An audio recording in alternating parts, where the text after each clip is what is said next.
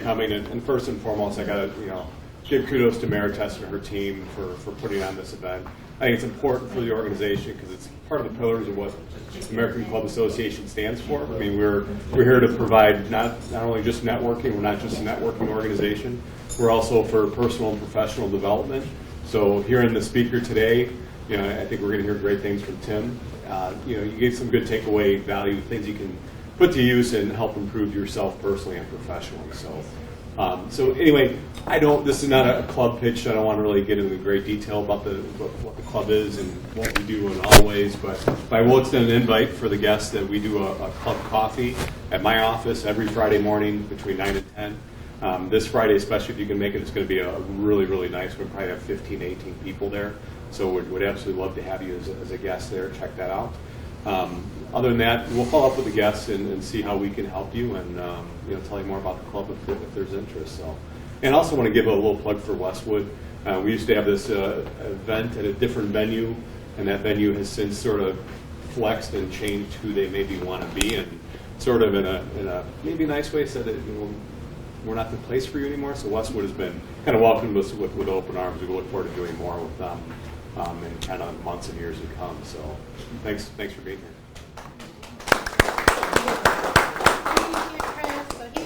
Of our ACA group in Chicago, but something you may not know is there is an ACA in Kansas City with hundreds of other members that you can tap into. So if you are in networking, that would be nationwide versus just local. It's a great organization to join. I do want to introduce our PMT team, which is our group that leads this and presents this quarterly event. So we have Jared right here, who's also doing our videography. He's fabulous. We have Barb. We have Andrea, Fred, and Sue should be here soon. And we also have Sarah. And am I missing anyone? I hope not. So there's 7 of us strong, and we meet monthly. And Sid, he's supposed to be here. So Sid as well. Sid Brockenberg. So we're going to go ahead and get started with our speaker. We're very excited to have Tim here. I'm going to introduce him properly. You know how most businesses would love to be more profitable while doing work that is powerful, ethical, and valuable, even joyful? Well, today we have one of the world's top experts on not just growing profit, but shocking profit. Tim is the co-founder of the Pro Action Group, a company dedicated to making life easier and more profitable for operational businesses since 1995. He is a nationally recognized speaker, and after a positive impact of his first book, Implementing Supplier Partnerships, he is now working on his coming bestseller, Shocking Profit: 7 Secrets to Finding, Keeping, and Growing Leaders, How to Discover Your Company's Hidden Value, How to Turn Around Even the Best Companies for Ethical, Joyful Profit. Today, he will share with us the insider secrets you need to attract and build up talent, create an effective culture, and even discover the hidden shocking profit in your own company or in your client. Let's give a warm welcome to Tim Van Deegen.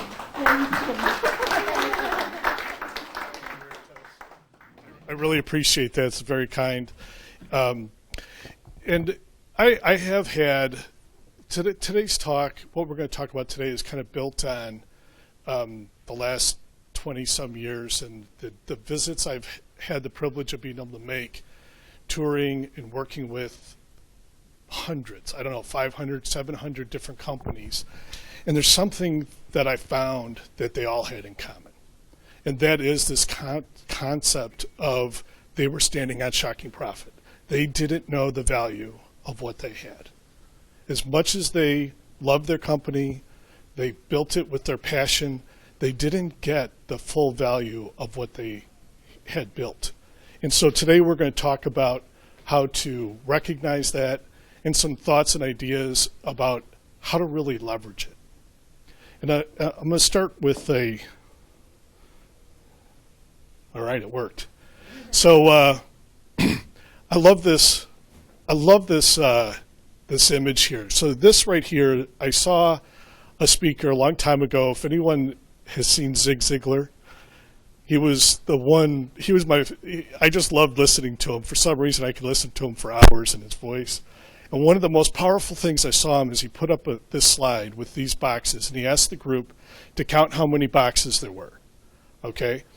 And they did, and he put it down for a minute, and he went through the room and had everybody tell him how many boxes there were. And there were numbers like 18, 24, 30, 15, whatever, right?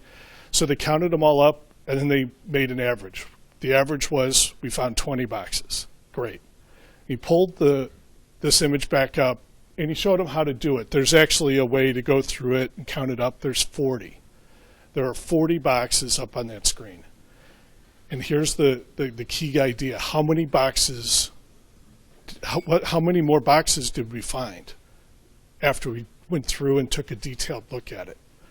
So 100%. Literally, they doubled it. Here's the important point.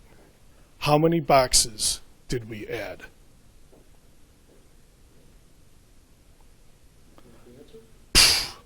Yeah, well, no, we added 0. They were already there. Those boxes, we added 20. We saw 20 that we didn't see before, but they were already there. What we're talking about today is exploring and mining and bringing light to the value that's hidden beneath the surface of the company. And it brings me back to a great childhood memory. If I start this, how many people can finish this sentence? Come and listen to my story about a man named... All right, exactly. First of all, by the way, if you have the chance, you can go on YouTube and find the pilot from like 1962 or something, and it's hilarious. It is absolutely good-natured fun. But the story is he has a farm in the Ozarks. He goes out hunting for food. He misses. The bullet goes into the ground and oil comes up. His farmland is an oil field. The value of his land is now dramatically higher than it was before. Did he add the oil? No, it was already there. Is this working okay? Okay. So it was already there. Okay? Here's the other part that's true. How many farmlands actually have oil underneath it that's worth drilling? 1 out of 1 million? Here's the thing I'm going to say today, though, is the number of companies that have, metaphorically speaking, oil under the farmland. It's 9 out of 10. It's not 1 out of 1 million. It's flipped. It's the inverse. And if there's always some blind spot, some area of the company that for whatever reason they haven't paid attention to, focused on it, wasn't important, wasn't how they were taught, wasn't part of their experience. It just hasn't received focus, so it's laying dormant. And those are the things we're talking about, looking at today. So a little bit, here's what we're going to cover. We're going to cover a little bit about why is this relevant to focus on and talk about. We'll talk about the leadership side of this. And here's another really fun idea exploring this. I'm going to say something really counterintuitive. If you're the CEO of your company and something comes up here where you say, oh, I want to check into that, and you find an opportunity, don't solve it. Don't do it. And it sounds counterintuitive, cheeky, whatever. Here's what I mean. The real power of what we're talking about here is instead of you or the CEO driving and making this stuff happen, it's developing the team. It's helping the CEO. And I look at our practice, this is a very common part of what we do, is help the CEO go from being the chief performer to a developer of leaders. And you go from being a problem solver, to being the best engineer, the best salesperson, the best operator in the company, to someone who definitely sees the opportunity, but then can lead or draw it out of the team. Have them become the owners of that piece of it and actually make it happen. It's it's a scary concept. I think today in politics, there's this concept of don't waste a crisis. That's what we're talking about here. Don't solve the problem. Don't give them the fish for today. Help develop your team. So a little bit about why. I'd be curious if any of these really strike a chord with you in the room here. If we find an opportunity to go further, go faster, whatever it might be, what in here is really interesting or compelling? One of my favorites, the second one up there. Has anybody watched recently the 60s speech by John F. Kennedy, where he talks about why go to the moon? It's so, like, I get goosebumps watching that show. He's like, why go to the moon? Why do that when we have all these other problems? We're fighting wars, we're doing all this stuff, why go to the moon? And one of the things he said is, why does Rice play Texas? Like, you know, why does David fight Goliath? Like, come on, bring it on, let's do it. And that's part of it. It's like you have something to rally your team by, especially if in today's, it's sort of easygoing. We're making money, clients are happy, why do something different? Here's why. Because we can, it's a great rallying cry. And I know that this is math, and maybe not the most fun thing to do at lunch, but this is a great example. And I'm going to send these slides out to everybody so you'll see it. But I just want to walk through part of this concept where 1 + 1 equals more than 2. All right?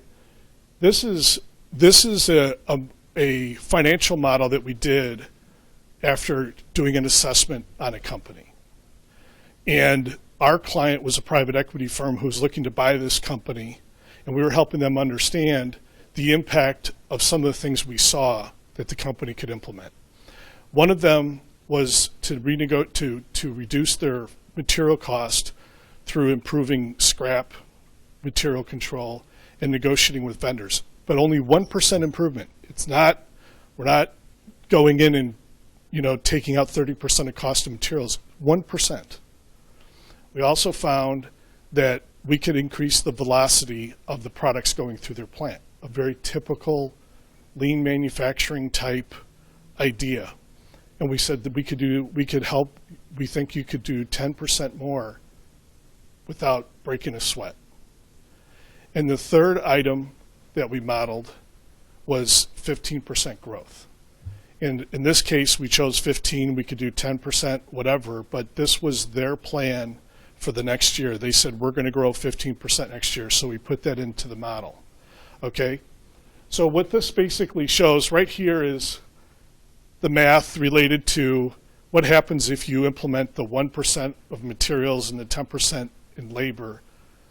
It basically takes them from 11 million to 13 million of profitability.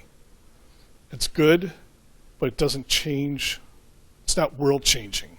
It's not changing your world. It's, however, when you expand it and say, what if we grow 15% and we hold to this? We achieve that 10% growth with our current labor because we have a higher velocity. We take out 1% of materials. And overhead, we modeled it just 25% more overhead related to the 25% of sales. So you're not going to buy a new building, you're not going to hire another CEO, but you may put another supervisor on. So we modeled some of that. They go from $11 million of earnings to 11% to 17%. They went from 7 million to almost 13 million. 3 singles. There's no home run here. We didn't put them in a new market where they doubled sales, but they're virtually doubling, almost doubling earnings because of 3 small things. This is when you combine, this came up because we did a project once at a manufacturing company, and we went in and worked on their lines, and I asked my colleague who was doing the project, what was the impact? And he goes, it was amazing. Every single line in their plant, we increased the throughput, the velocity, 25 to 50%. I'm like, wow, that's amazing. What was the financial impact? And he goes, that was great too. It was a $25 million company. He's like, so how much was it? He goes, 400,000. I'm like, 400,000? This is a $25 million company. You increased throughput 25 to 50% on every line. How is it 400,000? He was literally calculating the reduced labor cost of applying that to their current sales. No thought about overhead absorption, additional margin, anything on growth, any of the other side benefits that come with it. My point here is small improvements add up to a colossal change in terms of results. It's powerful and exciting.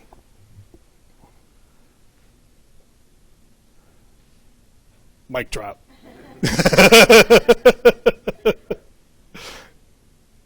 So here I talk about some of the basic foundational ideas around effective leadership.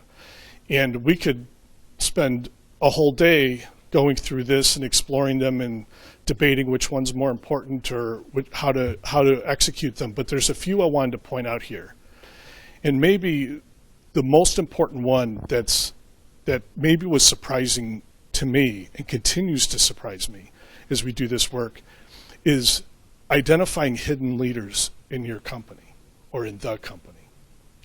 What happens if someone what would you think would happen? Someone has leadership skills, but they work in a company with a very strong performer in the CEO role. Will they be able to demonstrate their leadership capabilities? Probably not. It's like you don't hear the stream going down when you have the radio blaring. You can't hear the nature around you. Same thing's true in a company when there's a very strong, whether they're a good or a bad performer, when there's a very strong leader who's kind of directing traffic, here's how I want things done. The people who can lead, you have no idea. So we did a project for a metals company last year. Very rough time. They were profitable. They were doing $36 million a year, like clockwork every year. Then they got raided, or whatever you want to call it, by ICE. They lost over half their workforce because they were not documented properly. And total travesty for the people involved and for the company. It almost put them out of business. When they called us, cost of goods sold was 102% of sales.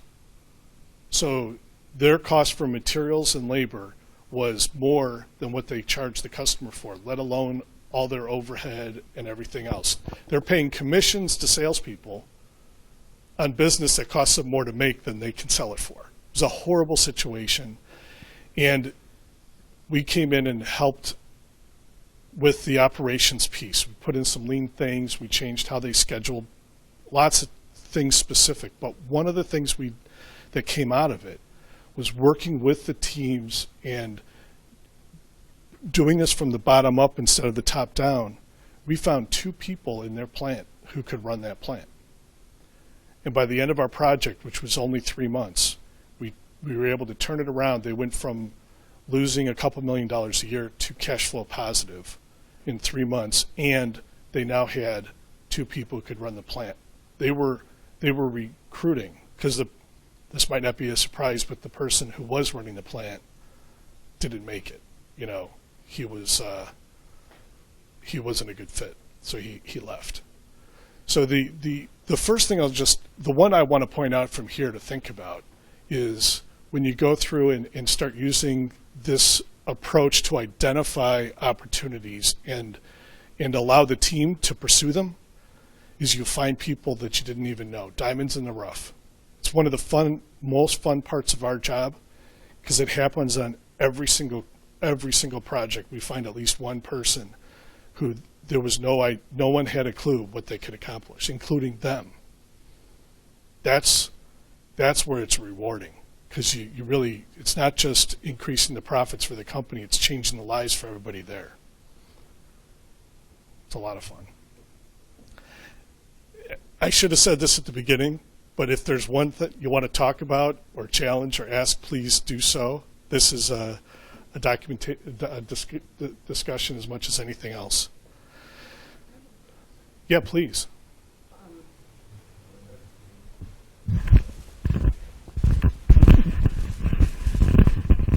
Okay, so what, the employees have no idea if there's talent there. Right. They don't recognize it. But they have ideas in their head, don't Yes. they, about Oh, yeah. how to make, so what can employees do in a situation where somebody doesn't want to give up control? They're a controlling leader.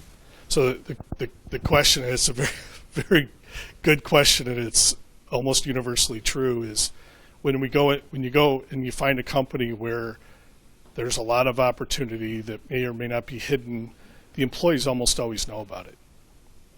And what do they do when that's happening? What is an employee going to do when they work in a company and opportunities are there, but their leadership isn't listening?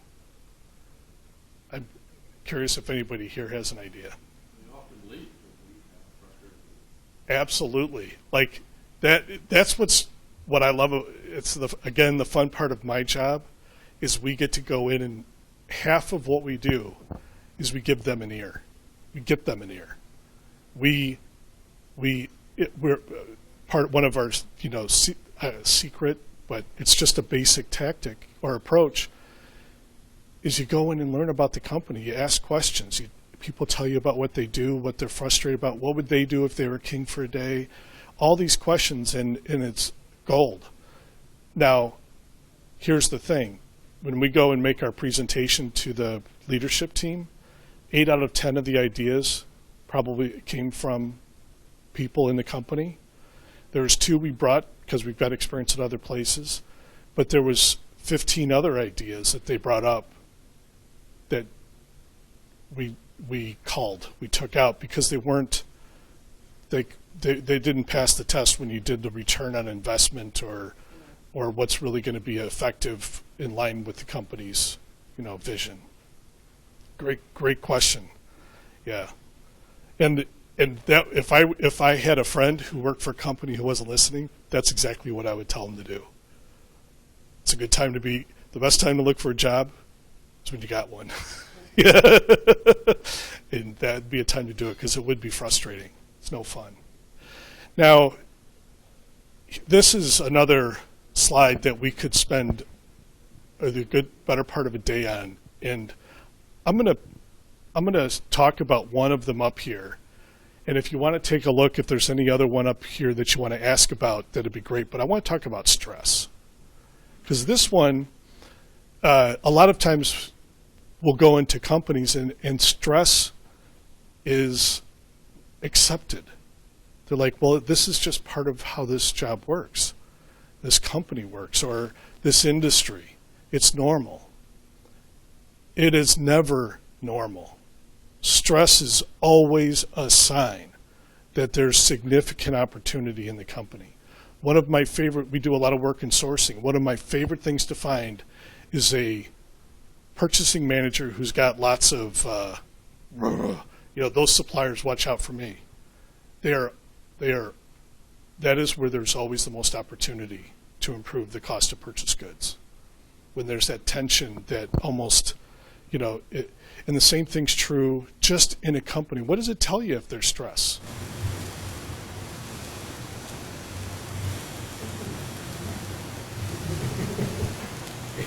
It tells you there's something systemic that is rampant throughout the organization, and a culture that may be tired and stale. It may be reluctant to change. As you said, we can talk about this. Yep. Thank you, Fred. That's exactly right. It's a sign that people, and this is one of the most common things that we write in a report out to an owner or to the leadership team, is that these orders are fulfilled due to the heroic effort of your people. Every day they're firefighters. Every order requires manual input and intervention. People have to say, where is this? And they have to go find it and make it happen. Every day is a climb, and it's frustrating, and it's a struggle. And people go home frustrated. There's often high turnover. this is, when we see it, it tells us to dig deeper because we don't know where the problem is. Sometimes it's a blaming culture where if there's a problem, like we worked at one company and we found a quality issue. It was a film. They made packaging for food. And we found some stuff that was about to go out. The operator knew it was not to spec, but he also knew the quality people probably wouldn't catch it. It's like, I don't want to deal with this. It's Friday afternoon. I'm about to get off shift, whatever. The culture in that place was just get it out the door, okay? It doesn't say anything about that person. It says about the system and the culture of this place. There's other companies where you go where if you find a quality problem, you're almost like celebrated. Oh, thank you for finding this. It's like the difference between what the stories you probably heard about Toyota versus some of the other automakers 20, 30 years ago. If you shut a line down in some plants, you get your tires slashed. Because now I'm not going to get my bonus, I'm not going to hit my numbers, it's a real problem. At Toyota, even in the 80s, the janitor could shut a line down. Anyone could shut a line down if there was something wrong. They took that very seriously, and guess what happened before they turned the line back on? Not only did they fix the problem, but they figured out why it happened in the first place. Okay? Totally different culture. Can you transpose this from an actual product going out the door to some of the service issues that we might have? Because we're mainly hourly, we're service people providing service. Similar to this, I'm thinking hours, I'm thinking enough time in the day compared to your employees and things like that. How would you equate that? Yes. So, you're right. I've been talking about like discrete manufacturing, but this applies in service companies equally. If you think like one we did was a company that sent out technical people to work to maintain generators.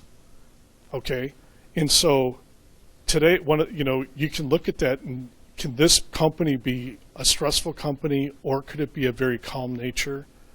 Even though it's the same, now it's a service. It's 100% based on somebody going out and fixing something and then leaving, or whatever it might be. But breaking it down and understanding the day-to-day process. So, like, I'll give you an example. At this company I'm thinking of that did generator maintenance, when we looked at it, their people could do on average 3 stops a day. They could do maintenance on 3 units a day. And for each one, they spent a half hour doing paperwork and chasing down authorizations and signatures and such like that. 2, they were having to drive to a local auto parts store to get a part that they didn't have that they needed to put on the generator. And there was a third one. Oh, the routing was like it was just they routed it based on what they thought at the beginning of the day. And it was stressful because, one, they like to fix things. They don't like to do paperwork and chase people around. So in this case, it was when you start thinking about it that way, and instead of having somebody beating on them saying, why didn't you get the 4th job in today or whatever, that can become another source of stress that's completely avoidable. So especially on this one, I have yet to see a company where stress was built in. We're an accounting firm. One of the things that happened in the pandemic with people starting to work at home is 8-hour days turned into 10-hour days of work. Yes. But in a good way. They were coming back to us saying, well, now we don't have to drive from Marengo to Schaumburg. I've got an extra 2 hours in my day. Can I get paid for that? And work. Yes. And it worked out great for us. And we're able to have a little bit more capacity. Yep. Because they were willing to do that because they were already, adding that time. Exactly. See, one thing that's kind of inherent or built into what you just said, Tom, at least the way I'm reading it, is you've got people who want to add value. They want to do a good job, which is almost always true. People generally want to do that. And one of the other sources of stress we have found is companies that don't communicate their vision, don't communicate or have core values. What are our core values? And they end up having people who don't fit their core values. It's like if you've ever been at a party where it's almost like a jam session. It's like jazz almost. The conversation is flowing. Everybody's having a great time. And one more person enters the room, it's all gone. It's usually David. I'm hearing it. Yes. Sure. So is the goal to reduce or eliminate stress? I don't know. Is the goal to It's the camera. Hi, Cameron. Is the goal to reduce or eliminate stress? Because it seems like eliminating stress would be very, very difficult to do. No, you're right. I am talking about toxic kind of stress. There's a good stress about, will we close this project? Will we get this done? Will we make this deadline? And that, to me, like, if you've got your back, like, here's one of the things that I found really works in this is to let people know, look, you're on the team. We're not judging. You're no longer being judged. This is no longer, you don't have to defend yourself or any, like, that's all out the door. What we have now are data points.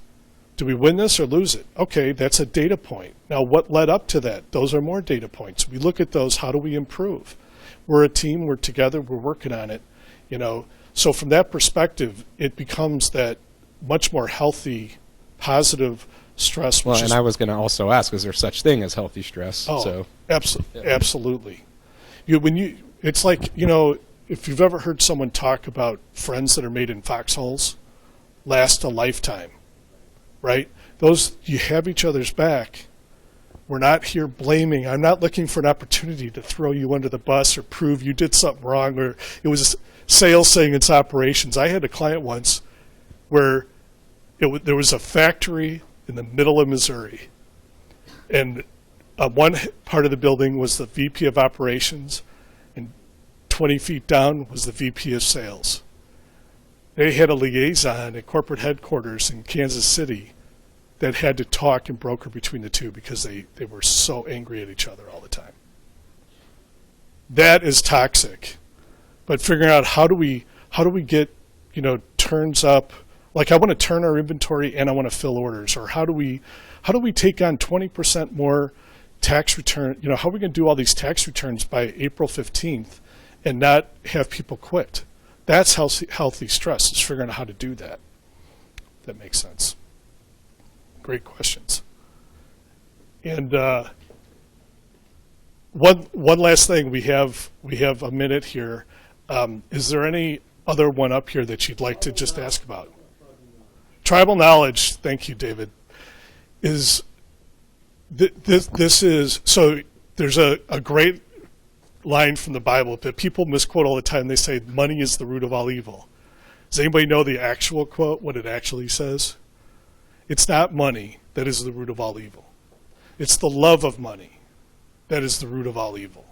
Tribal knowledge refers to people knowing how to run your company or serve your clients because they know how to run your company or serve your clients. They've been there. They were taught on-the-job training, whatever it is. Tribal knowledge is a very good thing. Reliance on tribal knowledge is a very dangerous thing. Very dangerous thing. And think about what companies have gone through the last 3 to 5 years.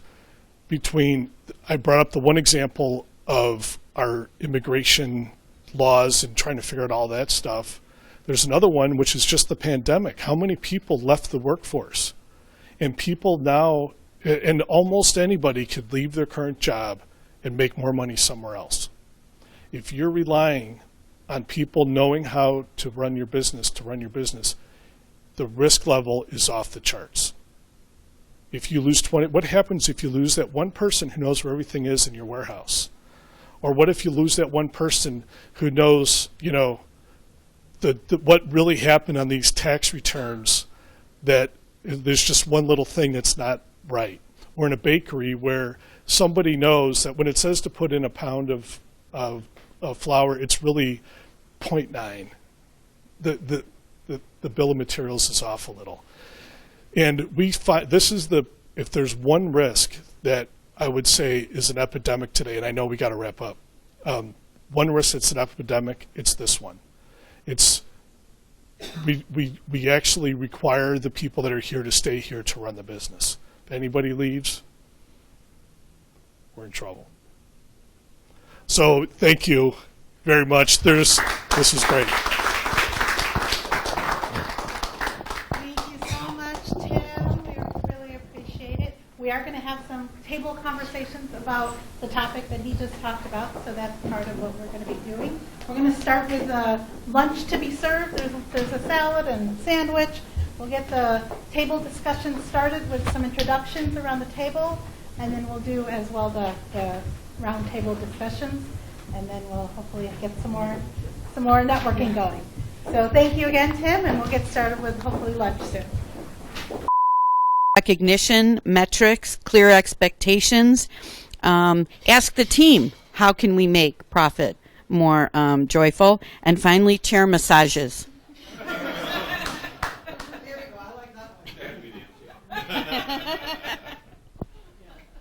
We talked about building off of I don't like being on camera. Anyway, what we talked about was building on the idea of stress that you were talking about earlier. Is we were saying, hey, if you could increase your profits but not make that stress level go up 100% for all of your employees, that is joyful. Or if you had a strategy to grow the business, entering a new market or things like that, and you were able to accomplish that and get that additional profit, then that is exciting, that is joyful. It means the company is functioning the way it should be and everyone is contributing and on the same page. Tom's company won't email. Go ahead, yeah. Then we talked about a guy at Tom's company that refuses to email back to him. And that's not profitable because he's got wasting time. Right. So the what I was saying is, the nice thing that's happened is that people are not coming in the office, or they get a little bit more time involved in work. Sending an email when you have that thought so that they can reply when they want. One of the CPAs, older guy, retiring soon, I hope. Correct. Yeah. So I'll send an email about a client, and what he used to do is wait until I got to the office and talk to me. And now he waits for me to come to the office, and I don't come, and it never gets answered. So I've tried to say, let's email back or call me back right away. Just pick up the phone. I see that it's you. After I gasp, I will answer it and do it that way. So that's one of the negative parts of it is not everybody on the same page. So if we can get everybody on the same page where this all can be productivity together, then it works out well. Yeah, I'll take that. Well, I think we really enjoyed deconstructing this question, right? I mean, like Fred said, it's the first response is, well, it's enjoyable to make a profit. But Michael mentioned that your profit is also your client's profit, that they're seeing the value and it's enjoyable for you because you are, obviously you're making money, but you're helping your clients also. Then we got into the ethical part of profiting, and Andrea said something I've never heard before, and it was great, is that profit hides a lot of sins. So you really have to understand what your profit means in how it's being allocated.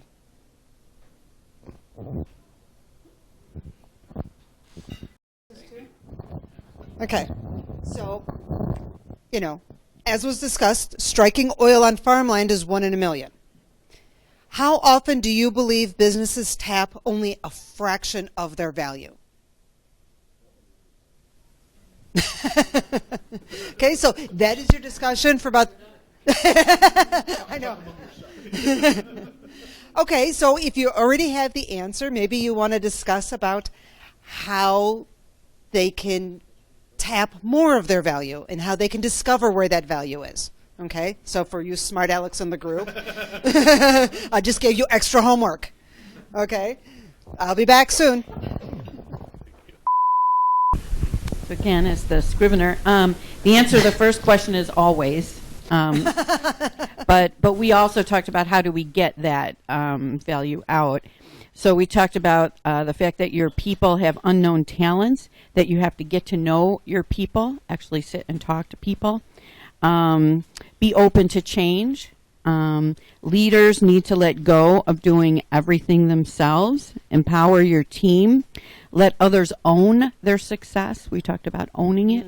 And then the final thing we were talking about is surveying your clients and customers. So kind of going back to what that other table was talking about, and doing sort of a satisfaction kind of survey after the work is done and saying, what could we have done better? How could we improve your experience? Do you have any suggestions for us? And some people are afraid to ask the question, but if you do ask the question, you'll be, so enlightened, I think, by what you get in answers. So Absolutely. Absolutely. Sure. Yeah.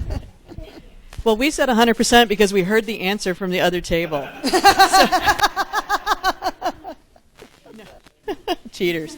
No, but we talked a lot about the fact that as businesses grow and you add more people, processes and all this kind of stuff, there's no way that you could possibly tap all the value just because an organization gets more and more complex as it grows. So there's more people, there's more processes, there's more communication problems, everything just becomes harder, but it's almost by nature of the way the organization is organized, sorry, you same word twice, to get it to 100%. And I mean, it's a terrific question, and it gets right to the crux of tapping into more of that value. And and as you said, there's no excuses. They could just blurt out the thing that they've always been afraid to say out loud, and then that really opens up the discussion. Yeah, and I'll tell you that, and one of my clients that we did that with, you talked about finding the hidden leaders, Tim.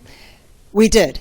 We actually ended up finding a great production supervisor out of that because of how we answered that question. And the CEO and the director of operations were talking to him about, how to implement it, how to make some changes. And they both went, holy cow, this guy's a leader. He's got the right ideas, and, we had to give him some leadership skills, and he's fantastic, And it was, it's a great way to find those hidden gems. Great feedback, great discussions. Okay, there's one more. And this is, some companies demonstrate high levels of stress. Okay, we can all go, yeah, duh. So, is stress a normal byproduct of serving companies? And what does elevated stress tell you about a company? Okay, should I repeat that? So, is stress a normal byproduct of serving a customer? And what does elevated stress tell you about a company? Okay? It's in your hands now. She's been the spokesperson for the right back table. Yeah, okay. So we actually got an example of where a team leader put so much pressure on a member of the team that they had a stroke. And so it clearly is unhealthy stress. And so we talked about being able to sort of judge your people, and you can't necessarily give the same message to every employee and think it's going to be received the same way. So again, getting to know your people. One of us uses the DISC approach, D-I-S-C, which I'm sure a lot of you know, to kind of evaluate employees and get the best out of them. We talked about how, use stress as an opportunity sometimes, which is healthy. Fear-driven motivation is not a good thing. So I think it's more about, and one person even recently did a survey of their own employees, and that was one of the questions they asked, is sort of, how stressed out are you? Which I thought was really kind of interesting. So. Oh, fantastic. Also, you talked about, DISC. Another thing to take a look at is Strengths Finder, to play to people's strengths, to use that more. It's quick read because the actual information about what StrengthsFinder is like 15 pages. The rest of the book is explaining all the results. All right. We talked about, is stress a normal byproduct of serving a customer? I mean, anytime you have a customer, you're going to have to put effort into that. That's what your job is. That's what you do. But we talked about there could be toxic stress from serving a customer. And in that case, you have the wrong customer.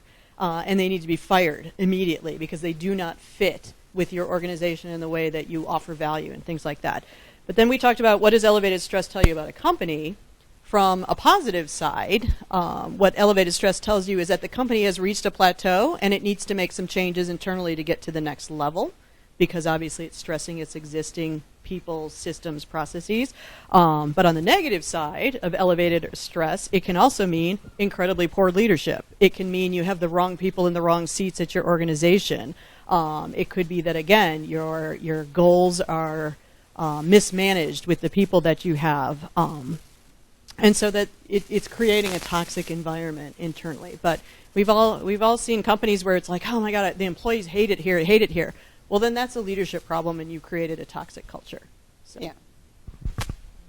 That's all I'll add to it. I said, well, I'm in sales, so I've learned to be comfortable with the uncomfortable a long time ago. So stress is really part of it. But I also think that we're in a time where personal accountability and personal responsibility is lacking. Employees are very quick to always criticize leadership and ownership and not really looking in the mirror at what role they're playing in the stress that's being caused. Mm-hmm. A lot of the toxic culture isn't always from the leadership. It's from actual toxic employees that are creating that thing. So I think that's something to look at as well. But it's always easy to point fingers at other people, and a lot of people do that.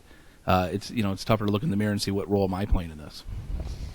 Absolutely. There's that saying, it's like you don't point because one finger goes out, but three more are pointing back at you.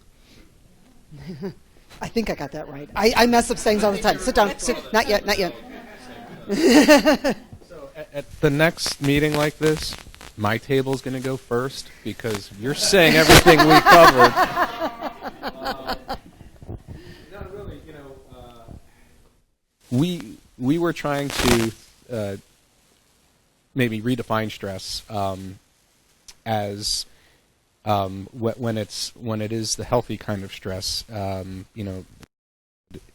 Maybe a better word is intensity, right? Because if you're trying to serve your customers the best as you can, and it's a healthy relationship, there is a stress there, but maybe it's more of an intensity versus a stress. It really demonstrates your commitment to them. And Andrea said elevated stress is so indicative of a cultural problem of a company. And then someone said what we discussed is that you stress as an opportunity. We associate stress with there being a problem, which that's the case, but that could be reframed to view a problem as an opportunity, because then you could more quickly arrive at a solution. Wonderful. Well, thank you all. I hope you all had great discussions.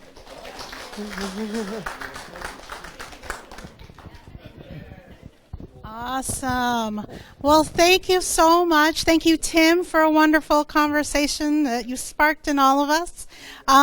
Hopefully you all enjoyed it. Hopefully you enjoyed the lunch and the discussion and meeting some new people. Normally at the end of this, we do have one-on-one matchups. I want to get you out at 1 o'clock. I do want to respect everyone's time. But before you leave, survey. We're trying to make sure we're doing this right again because this is our first foray back. Please fill it out. Give us some advice. Give us a topic you want to hear about so we can get some good speakers for you. Second is, if you want to be on camera, Jared is taking some 1 or 2 minute testimonials about our event today. We use it for marketing. Don't worry, it's not going to go on blast on Facebook or Snapchat or wherever. So please sit and chat with Jared for a minute. All you need is a minute, and let us know how we did today. So thank you for coming. We appreciate it, and then we hope to see you next time, which will be sometime 2023. Thank you. I have to be able to hear your question, Jared. Speak up. What do you think of the speaker today, or one biggest takeaway? Well, I met Tim about 15 years ago, and I've always been impressed with his knowledge. It was very good to see him again today, and I think the one thing I got out of today's session is culture is very important in a business. And if you can develop a good culture in a business, you can have a very good, thriving business. That's what I took away from today's session. The big takeaway, I guess I would say, was from our a lot of the table conversations. Tim sort of led us with some thought-provoking content that he delivered and created. We had 6 people at our table that we enjoyed sharing, ideas and how we sort of interpreted what he was delivering on a high level amongst our own personal real-world experience. So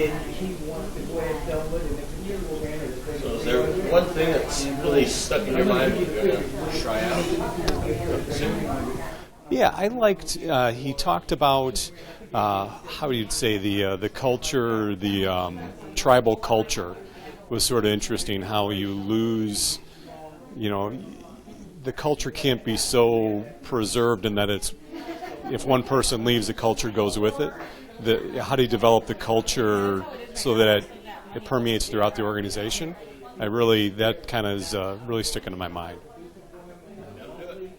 All right, thank you.